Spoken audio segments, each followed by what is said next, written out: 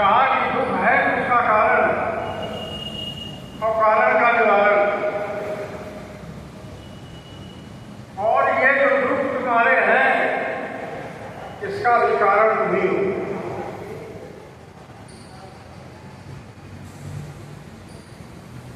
इस दुख को तुम ही दूर कर सकते हो। इस दुख को जो दूर करने का ठेका है समाज को खड़ा है। बुद्ध की बात नहीं मानी, बहुत दिनों तक नहीं मानी, लेकिन जब मानी तो दुनिया सुखी हो गई। पैगंबर साहब मोहम्मद साहब उन्होंने क्या कहा? मूर्ति पूजा आदमी का, इंसान का पतन करती है, गैर बराबरी इंसानियत पर कलंक है, इससे दुख पैदा होता है। तो उन्हीं के परिवार वालों ने उनको मारा, उनके दांत तोड़ दिए, उनको मक्का से मदीना भाग दिया। तो ये बड़ा कठिन काम है, सच कहना और उस पर कहना। बाबा साहब भीमराव अम्बेडकर के फोटो को लगाए बहुत लोग घूमते हैं, लेकिन बाबा साहब की जमानत जब्त कराई गई, किसने कराई?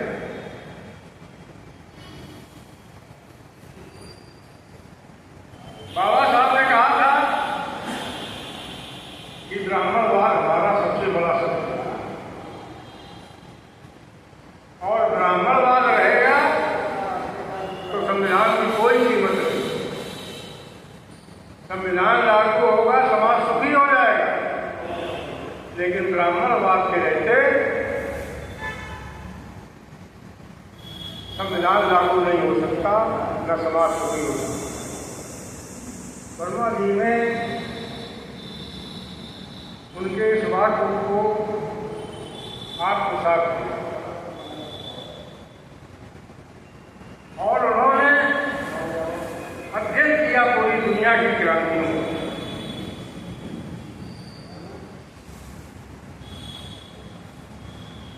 और पाया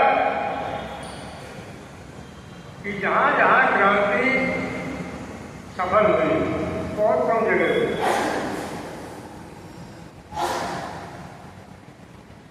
तो अगर सुखी समाज बना है तो जीवन के चारों क्षेत्रों में जब एक साथ बदलाव आता है तब संपूर्ण क्रांति होती है, तब समाज पूरा सुखी होता है।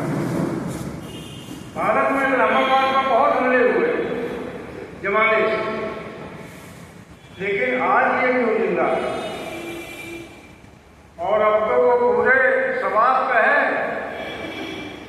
ब्राह्मणवाद, और हल्ला होने का बताएंगे कि हम ब्राह्मणवाद के खिलाफ है, हम अम्बेडकरवादी हैं, हम बुद्ध को मानने वाले हैं।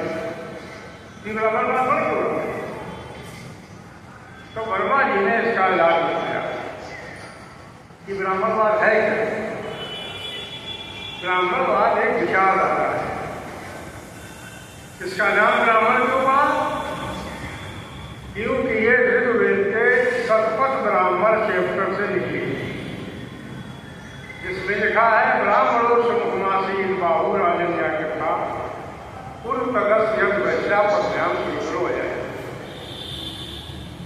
ये गंगोत्री है। अब ये जो दलित पिछड़े थोड़े बहुत भिक्षु बनाने में जो सफल हो जाते हैं, मनुवाद। अरे भाई मनुवाद का कहा से आता? अब तुम कहोगे दूसरी बात, तुम कहोगे फलाना बात। अरे जो तुम्हारी जो है खोपड़ी फटती है ब्राह्मणवाद का नाम नहीं, कि मालिक का दुखी होता है, वो नाराज।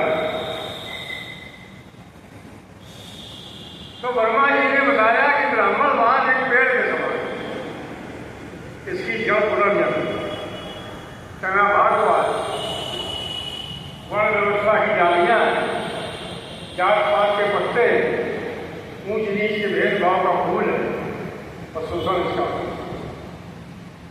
ये पेड़ तब तक जिंदा रहेगा जब तक जड़ इसकी कायम रहेगी। आप किसी पेड़ का फल तोड़ लो तो पेड़ तो नुकसान तो होता नहीं। फूल तोड़ लो, पत्ती तोड़ लो, डाली काट लो, तना काट लो, पेड़ खड़ा हो जाएगा। तो ये ब्राह्मणवाद का पेड़ तब तक नहीं कर सकता जब तक पुनर्जन्म दिमाग से नहीं। और उन्होंने पूछा ब्राह्मणों से कि ये पुनर्जन्म काहे का होगा? पुनर्जन्म माने दोबारा जन्म। तो कहा शरीर में आत्मा होती है। पंडित जी ने कहा, तो भगवान जी का आत्मा होती कहाँ है? क्योंकि आदमी के सारे शरीर का पोस्टमार्टम होता है। ऐसी ऐसी मशीनें हैं कि बाहर का 16 हिस्सा निकल गया है, दिखाई पड़ रहा है। तो आज तक किसी डॉक्टर ने बताया कि आत्मा कहाँ है? बोले नहीं, तो किताब में कहा कि आत्मा अलग अलग होती है, पानी में डूब नहीं सकती, यंत्र से कर नहीं सकती, आग में जल नहीं सकती।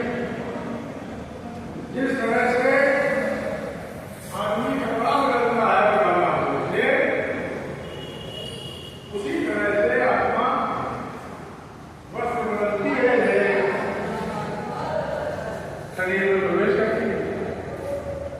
तो वर्मा जी ने कहा पंडित जी में बच्चा कब हो जाता है? उसका तो नया शरीर। अब जो तो वर्मा जी ने कहा कि अच्छा है बताओ, अगर आत्मा का शरीर जिंदा है तो हम तुम्हारा नाक मुंह अभी बंद करते हैं 10 मिनट के। तो बात तो मर जाएगी, इसका कार्य करना होगा, आपको मिलता है। अच्छा पानी देना बंद कर दो आदमी को 10-5 मिनट में, तब कार्य बन जाता है। अच्छा कुछ नहीं तो बंदूक से उसके हाथ में छेद कर दो, तब कार्य बन जाता है, और छिट्टी भी नहीं। एक अमीबा प्राणी है, एक सेल का, उसके तो कितने 100,000 टुकड़े कर दो, जितने में न्यूक्लियस चला जाएगा उन्हें अमीबा बन जाएगा। तो एक अमीबा के 1000 अमीबा कैसे बन गए? आत्मा देखती। ये अगर वह समाज में चल जाए तो दिमाग से आत्मा निकल जाएगी, और जब आत्मा निकल जाएगी तो भगवान निकल जाएगी, फिर बड़ा अवस्था निकल जाएगी, जात पात निकल जाएगी, ऊंच नीच निकल जाएगा, तो बंद हो जाएगा। ब्राह्मणवाद अगर बहस में आ जाए तो खत्म हो जाएगा। तो ब्राह्मणवादियों ने नारा क्या दिया? तर्कावट प्रशाना, तर्क से कुछ नहीं।